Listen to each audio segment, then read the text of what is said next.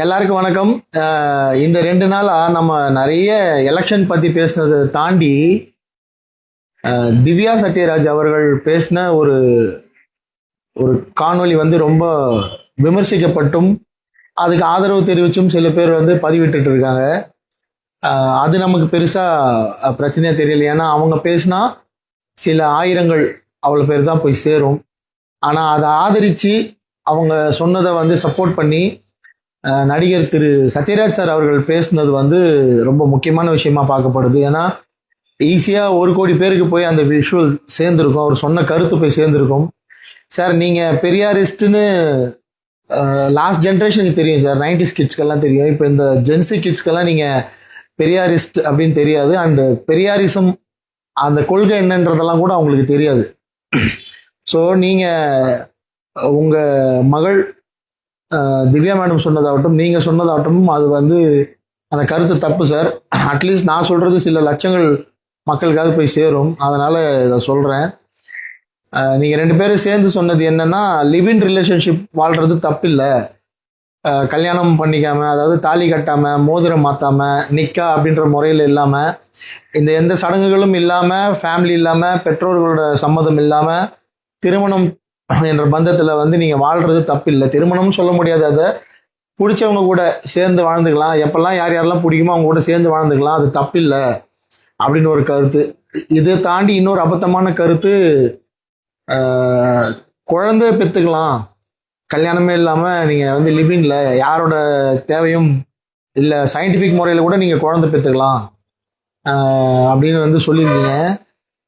Legalised முறைப்படி இல்லாமல் குழந்தை பெற்றுக்கிறதுக்கு உங்களை மாதிரி ஆட்களால் முடியும். ஏன்னா குறைஞ்சது பேங்க் பேலன்ஸாகவே உங்ககிட்ட மினிமம் சொல்கிறேன், மினிமம் பேங்க் பேலன்ஸாகவே ஒரு 25 crores இருக்கும், உங்களுக்கான சொத்து வளங்கள் இருக்கும், நிறைய இருக்கும். அதனால் ஒரு குழந்தைய பெற்று நீங்கள் யாரோட ஆதரவும் இல்லாமல், எந்த சப்போர்ட் இல்லாமல் ஒரு 3 மேடு 4 மேடு வச்சு நீங்கள் வளர்த்துருவீங்க குழந்தைய. ஆனால் சாமானிய மக்களாக வாழ்கிறவங்க உங்கள் கருத்தால் ஈர்க்கப்பட்டு இன்ஃப்ளூயன்ஸ் ஆகப்பட்டு, இவங்களே இவ்வளோ பெரிய ஆர்டிஸ்ட்டு, இவங்களே இப்படி சொல்கிறாங்களே அப்படின்னு சொல்லி அவங்க வந்து கல்யாணமே பண்ணிக்காமல் யாராவது ஒரு ஆணோட லிவிங் ரிலேஷன்ஷிப்லேருந்து ஒரு பொண்ணு வந்து ஒரு குழந்தைய பெற்றெடுத்துட்டு பின்னால் ஏதோ பிரச்சனையாகி கல்யாணமாகி முறைப்படி சொந்த பந்தத்தை கூடி கல்யாணம் பண்ணுறவங்களே 1000 சண்டை சச்சரவுகள் எனக்கு உட்பட ஃபேஸ் பண்ணிட்டு தான் நம்ம அடுத்த நாள் கடந்து போகிறோம்.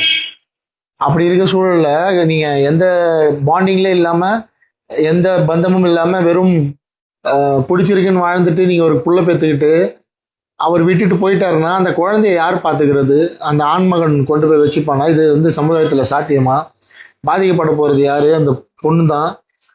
ஒரு மாத சம்பளம் வாங்குற ஒரு பெண்ணாக இருந்தால் அவங்க வேலைக்கு போகிறப்ப அந்த குழந்தைய யாரை நம்பி விட்டுட்டு போவாங்க? ஒரே ஒரு மாத சம்பளத்தை வச்சுட்டு ஒரு சிங்கிள் பேரண்ட் வந்து இப்போ நீங்கள் வாழ்ந்துட்டு இருக்கவங்க கிட்ட கேளுங்க, அது எவ்வளோ கஷ்டன்றது அவங்களுக்கு புரியும். ஏதோ ஒரு சூழலில் வந்து அவங்க டிவோர்ஸ்டாக இருப்பாங்க, இல்லைனா ஏதோ ஒரு சூழலில் அவங்க ஹஸ்பண்ட் வந்து தவறி இருப்பார். ஒரு சிங்கிள் பேரண்ட்டாக ஒரு குழந்தைய வளர்க்குறது எவ்வளோ கஷ்டம்னு சமுதாயத்தில் இருக்கிறவங்க கிட்ட கேட்டு தெரிஞ்சுக்கோங்க. நாளுக்கு நாள் ஏசி ரூமில் நல்ல செல்வந்தராக வாழ்ந்துட்டு இந்த கருத்தை சொல்கிறது மிகப்பெரிய தப்பு, கண்டனத்துக்குரியது. அதனால் சத்யராஜ் சார் சொன்னதாகட்டும், அவங்களுடைய மகள் திவ்யா சத்யராஜ் மேடம் சொன்னதாகட்டும், இந்த கருத்தை பெண்கள் தயவு செஞ்சு வந்து, அதுவும் இந்த 2000க்கு அப்புறம் பிறந்த பெண்கள் அந்த கருத்தை உள்வாங்கிக்காதீங்க. அதில் நிறைய பிரச்சனைகள் இருக்குது.